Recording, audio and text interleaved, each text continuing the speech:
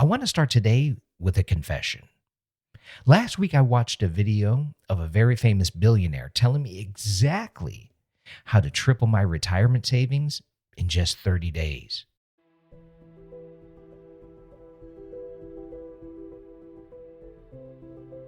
We live in a world where the most powerful technology ever built is being handed to you without instructions, without warnings, and without anyone asking whether it serves you or uses you. That question has a name: the virtuous machine.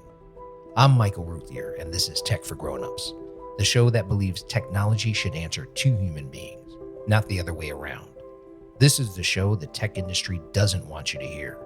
No corporate talking points, no sponsored opinions, just honest conversation. Let's go.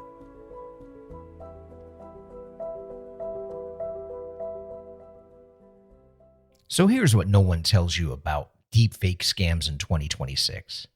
They are not some rare, high-tech curiosity anymore. Researchers now describe deepfake fraud as happening on an industrial scale. And I mean that literally.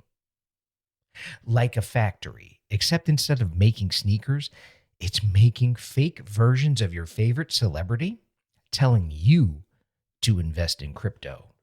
One study found this content can be produced by, and I'm quoting here from that study, pretty much anybody. You don't need a Hollywood studio anymore. All you need, and this is going to shock you, all you need is a laptop, some free software, and the moral compass of a raccoon in a dumpster. Now, here's the part that should genuinely concern you.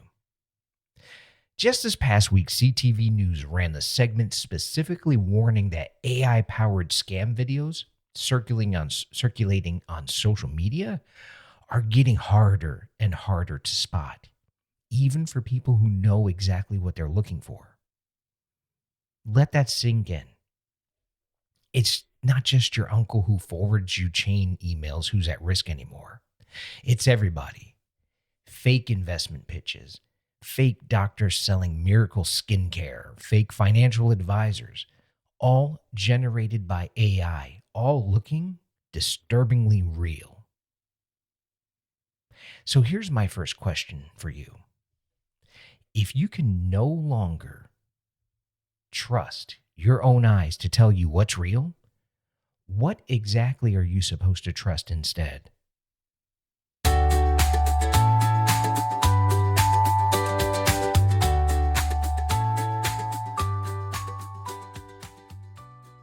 Let's start close to home.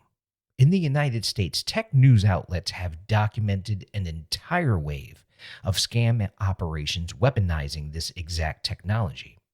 From fake job interviews to fraudulent tech support calls, all of these things supercharged by AI. And it's not theoretical money. In Washington state, 4 residents were conned out of $673,000. Get this, in just 3 days. 3 days. That is less time. Now, again, less time than it takes some of you to finish a season of your favorite show. Now, here's where it gets interesting for our listeners across the pond.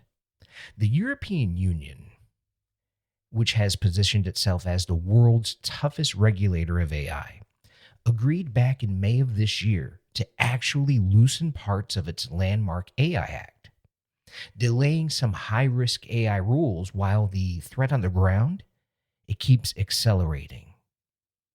They did add one meaningful protection, though: a ban on AI nudification apps and non-consensual deepfake imagery. So I'm going to give credit where it's due. But if you live in Brussels, Berlin, or Dublin, and you're wondering whether your government has this handled, the honest answer right now is partially, and slower than the scammers are moving. And that's concerning. And then there's Asia, where this entire scam economy has arguably scaled the fastest.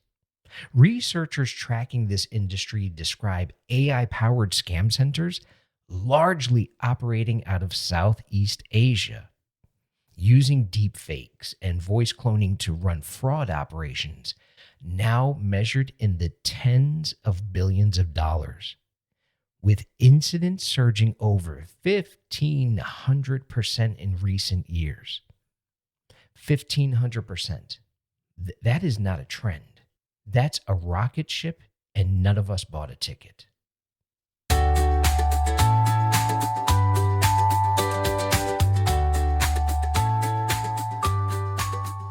Now, Marcus Aurelius once wrote that we suffer more in imagination than in reality. I think about that line differently after researching the information for this episode, because now the imagination isn't even yours.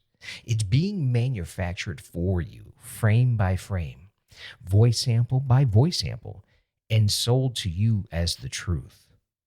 So here's my second question for you. If a machine can perfectly fake a face, a voice, and a moment that never happened, what's actually left that you can call proof?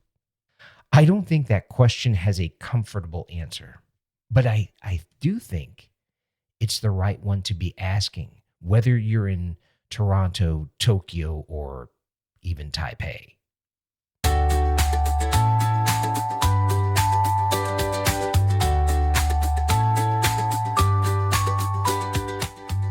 So here's what I'm asking you to do, because fear without action is just noise.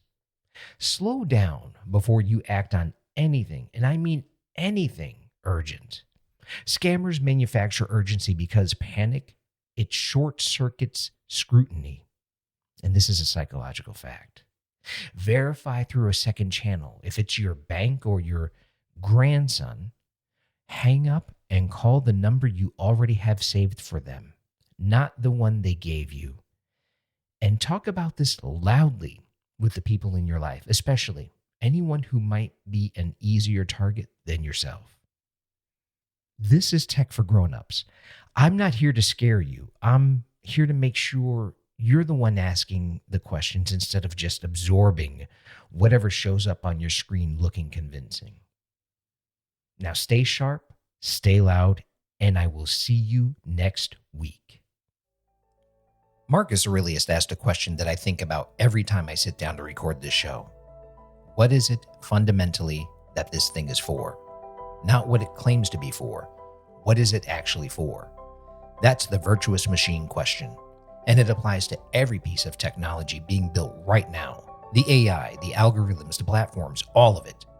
You'll find everything from today's episode at techforgrownups.com. Join the conversation in the community. The link is there. Stay sharp, stay loud, and I'll see you in the next one.